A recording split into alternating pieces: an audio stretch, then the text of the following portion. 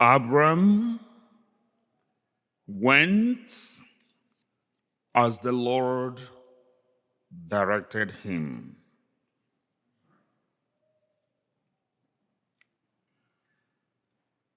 Lord, let your mercy be on us as we place our trust in you.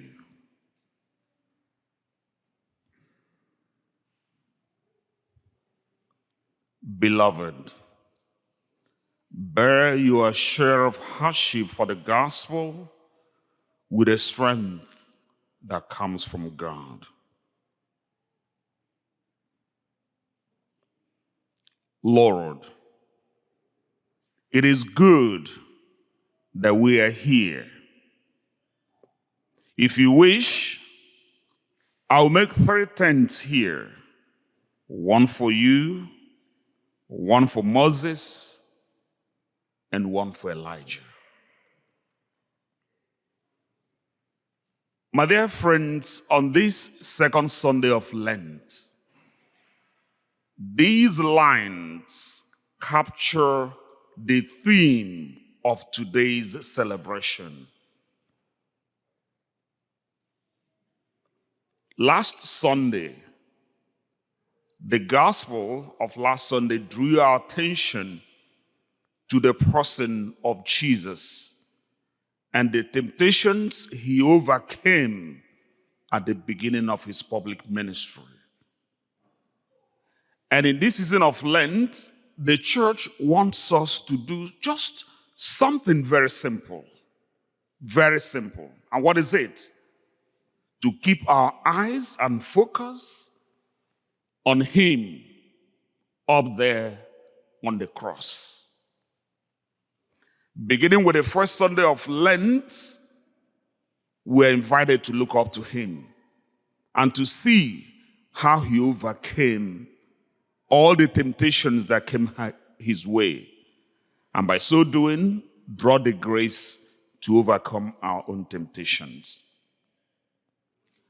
On the second Sunday of Lent, the church also puts before us the image of Jesus as the Son of God, whose glory was revealed to the apostles on the mountain today. The same Jesus. Next Sunday, third Sunday of Lent, the church will also invite us to pay attention to the same Jesus as he offers the life-giving water to the Samaritan woman, and by so doing, offers us eternal life. On the fourth Sunday of Lent, the church will also invite us to pay attention to the same Jesus who restores sight to the man born blind.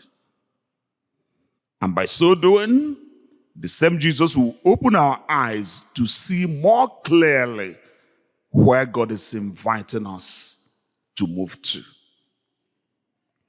On the fifth Sunday of Lent, the church will also invite us to pay attention to Jesus, who is the resurrection and the life, as he brings back to life Lazarus. And by so doing, we will restore whatever is broken, whatever is dead in our lives.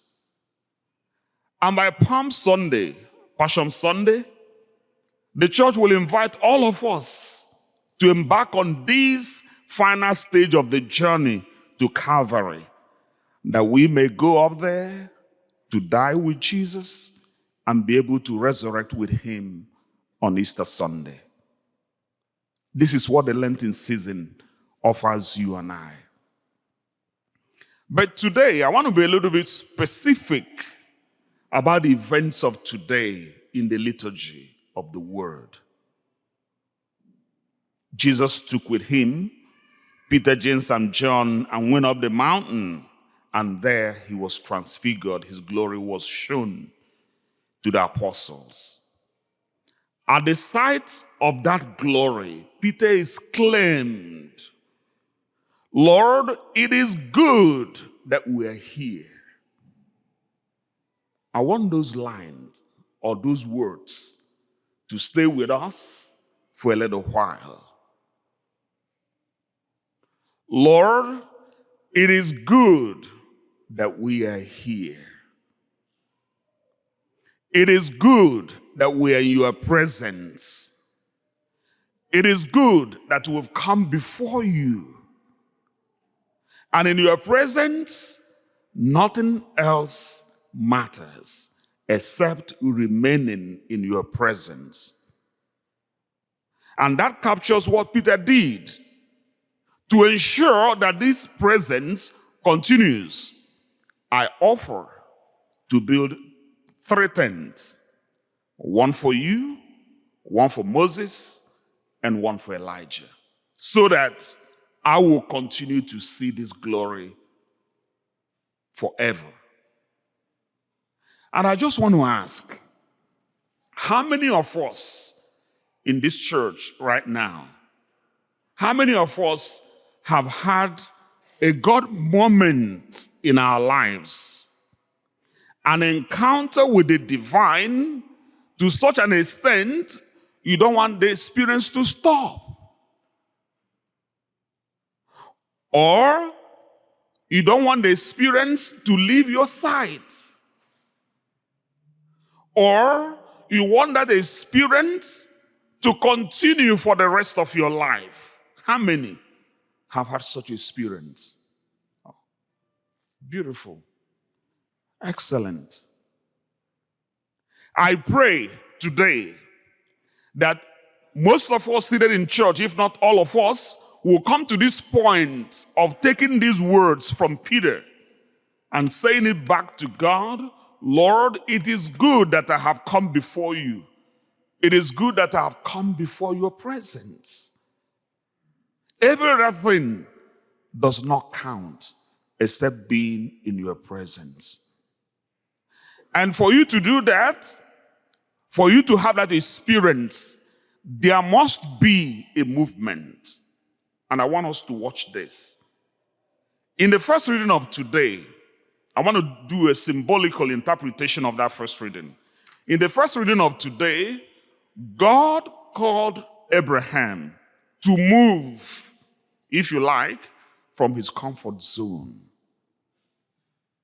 That experience of the divine will always come at the moment we are willing to move from our comfort zones.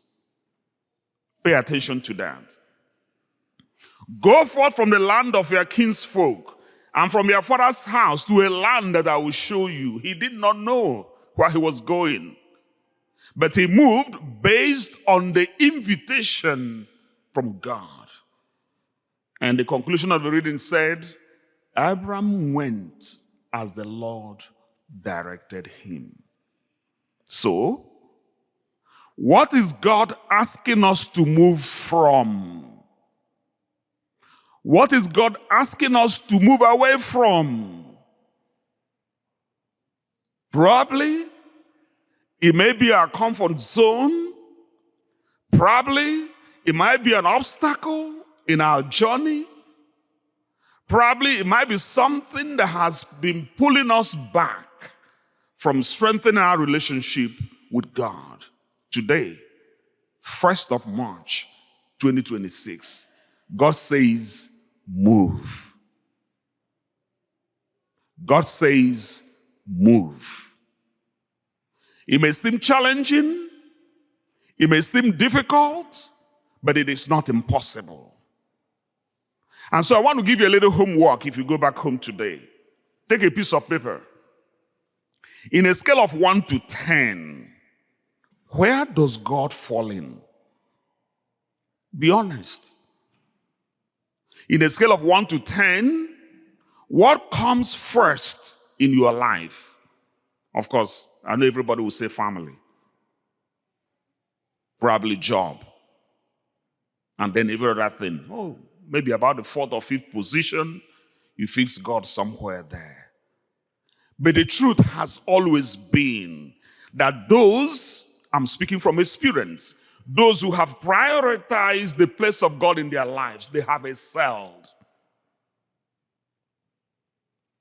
I have millions of examples to give. Those who have prioritized the place of God in their lives, they have always excelled. You know why? When the challenges of life come, your closeness, your relationship with God inspires you to overcome or to face or persevere in those life-challenging situations. So, I encourage you, when God says move, do not be slow in moving. Embrace it, accept it, and move. And trust Him that He knows where He is taking you to. So that someday, sometime in your life, you will be able to say, Lord, it is good I've made this choice. It's good I've made this decision. It's good I'm here in your presence. And then every other thing will fall in place. And as you do that, as you come to that point in your life, the next thing that God invites you to do is to listen to Jesus. To listen to Jesus. I know we live in a culture, in a society, in a world where it is difficult to accept the directions given to us by anyone, because we often feel we're in charge of our lives. We control our lives. We decide how and in what ways we may be able to live our lives. On this day, the 1st of March, I want to invite all of us in church to learn to listen to the voice of Jesus. The voice of Jesus may come through colleagues at work. The voice of Jesus may come through family members. The voice of Jesus may come through your superiors at workplace or wherever you may find yourself, or even friends. The voice of Jesus may come to you through the church. When the voice of Jesus comes to you, as the text of today says, listen to Him.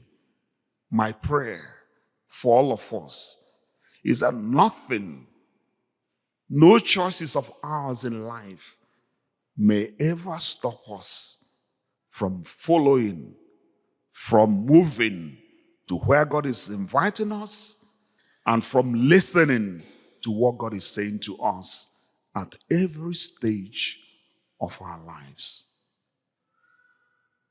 Lord, it is good that we are here.